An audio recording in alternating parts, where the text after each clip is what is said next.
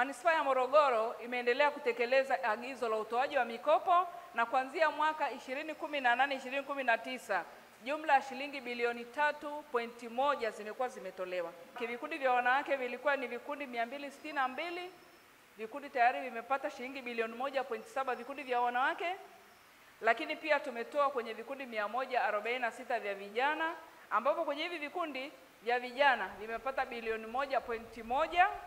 Kwa hiyo ukiangalia kwamba wanawake wamepata bilioni 1.7 na vijana wamepata bilioni 1.1, unaona kwamba bado tunahitaji vijana kwa ajili ya kuwapa mikopo, si ndio jamani? Kwa sababu kwenye uwiano wanawake ni 40% na vijana ni 40%. Lakini kwa watu wenye ulemavu tumeshatoa mkopo ambao ni kwenye vikundi 42, ambao vikundi vya watu wenye ulemavu wamepata mkopo wa milioni 236,750 tayari vikundi vya watu wenye ulemavu. Kwa kipindi hiki hapa manispaa imetangaza mikopo, sawa na mikopo ambayo tumetangaza kwa kipindi hiki hapa, tumetangaza mikopo yenye thamani ya bilioni 2.1. Hiyo inakuwa ni fursa nzuri kwa graduates. Kama mnavyokuwa mnafahamu sasa hivi jamani, ajira sasa hivi tunaona zilikuwa ni changamoto. Kwa hiyo graduates wanapata fursa ya kuweza kujipanga na kuweza kuchukua mikopo. Kwa hiyo graduates tunakuwa tunashauri kwamba wao wanatumia zile fursa za upatikanaji wa hii mikopo. Mnapokuwa wanakuwa mnasoma chuo, muanze kujipanga kwamba kuna vitu ambavyo mnaweza mkachukua mkopo usiokuwa na riba na mkawa mnatekeleza miradi kulingana na vile vitu vingine ambavyo mnakuwa mmevisomea, si ndio jamani?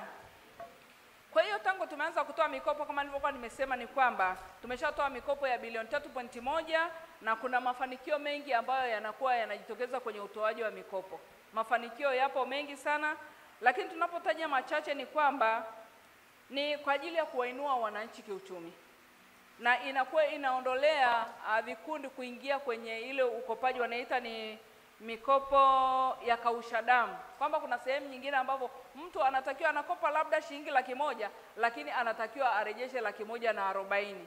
Na hii hapa inakuwa ni hatari sana kwa makundi ya hasa ya wanawake, kwamba saa nyingine mtu anakuwa anakopesha ile mikopo ambayo urejeshaji wake unakuwa ni mgumu, kwa hiyo saa nyingine inakuwa inaleta udhalilishaji. Kwa hiyo hii mikopo ya 10% inakuwa inatuondolea ule udhalilishaji ambao unatokana na ile mikopo ambayo inakuwa ni ya kausha damu.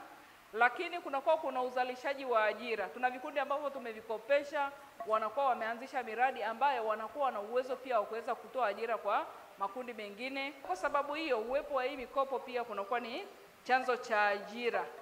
Kwa hiyo tunataka kutegemea zile ajira ambazo zinakuwa zinatoka kwenye serikali, lakini tunakuwa tunapata ajira ambazo zinazalishwa kutokana na uwepo wa hii mikopo.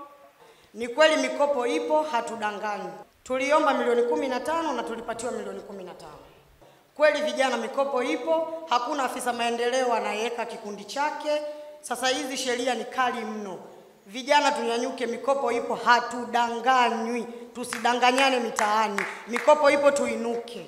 Hakuna mtu ambaye anaongopewa. Sisi kila mmoja ana biashara yake. Mimi nina duka la vijola, kuna mwingine ni mamalishe, kuna mwingine ni anauza viatu na mapochi, kuna mwingine ana duka genge, kuna mwingine ana genge.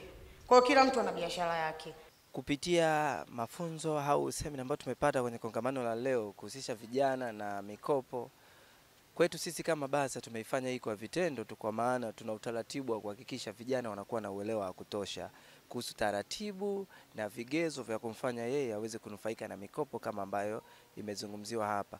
Kwanza kabisa vijana lazima tutengeneze vikundi. Hivyo vikundi lazima viwe vina shughuli ambao wanafanya. Hiyo shughuli ambao wanafanya au wazo la biashara ambalo litapimwa kuonyesha linatekelezeka, inakuwa moja ya kigezo cha kukufanya upate mikopo. Lakini na nichukue fursa hii pia kuwashauri vijana wenzetu ili wasije wakaona kwamba ametoka moja kwa moja kuja manispaa ikaonekana kama wanazungushwa. Hizi ni taratibu ambazo tunatakiwa tuzifuate ili tuweze kunufaika na hizi fursa mbalimbali ambazo zipo kwa sisi vijana kupata mikopo na kutusaidia kwenye kutengeneza kesho yetu iliyo bora kupitia shughuli mbalimbali ambazo tunazifanya za kijasiriamali.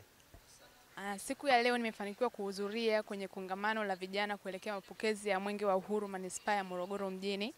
Kama kijana nimejifunza mada tofauti tofauti ikiwemo uongozi, stadi za maisha, lakini pia kuna mikopo ya 10% ambayo inatolewa na serikali kwa ajili ya wanawake ambao ni 4%, kwa vijana 4%, pamoja na watu wenye ulemavu kwa 2%. Binafsi kama kijana nimejifunza kuwa natakiwa kuwa na uthubutu na fikra chana na nia na uaminifu katika kuyaendea mafanikio yangu, kwa kushirikiana na vijana wenzangu, kwa kuunda labda kikundi cha watu kadhaa ambao tunaweza kwenda kuchukua mkopo katika halmashauri, kwa kuendelea kuanzisha miradi mbalimbali ambao kwa namna moja au nyingine inatupatia ajira pamoja na kipato cha mtu mmoja mmoja na jamii kwa ujumla.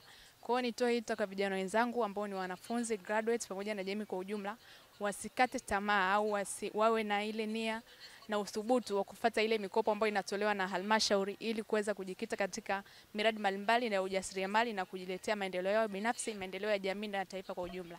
Umefurahi kupewa mafunzo mengi hasa ya ujasiriamali na jinsi ya kupata pesa au mikopo kwa ajili ya kwenda kujishughulisha na biashara. Maana kwa kweli vijana pale ambapo tunamaliza chuo kikuu unakuwa unashindwa unaanzia wapi. Lakini kwa kutokana na wakufunzi wetu leo wametuambia, kwa kweli tunashukuru na tunajua sehemu pa kuanzia. Unafika manispaa, unakizi vigezo ambavyo wenyewe watakavyokuambia na unapatiwa hela, unaenda kujishughulisha na kuondoa umaskini kwa upande wa vijana au ile omba omba.